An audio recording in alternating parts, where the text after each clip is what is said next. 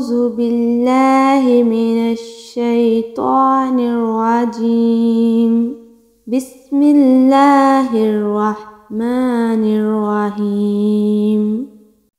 قرآن کریم کی تلاوت کرتے وقت ان ہدایات کو، ان باتوں کو مد نظر رکھنا چاہیے۔ قرآن کریم کو اس کی اصل زبان عربی میں پڑھیں۔ قرآن مجید کو اہل عرب کے لب و لہجہ اور تلفظ کے حسن کے ساتھ پڑھیں۔ تلاوت کے آغاز میں اعوذ باللہ اور سورہ کے شروع میں بسم اللہ پڑھیں، سوائے سورۃ توبہ کے۔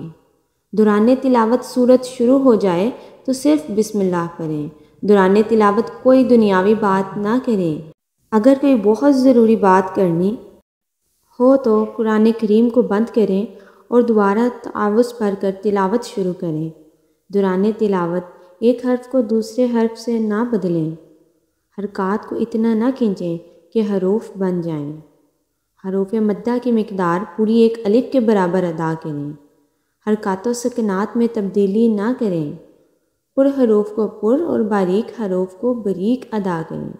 تلاوت ٹھہر ٹھہر کر کریں۔ اگر ہو سکے تو ترجمہ سمجھ کر پڑھیں۔ قرآن کریم کو خوش الحانی سے پڑھیں۔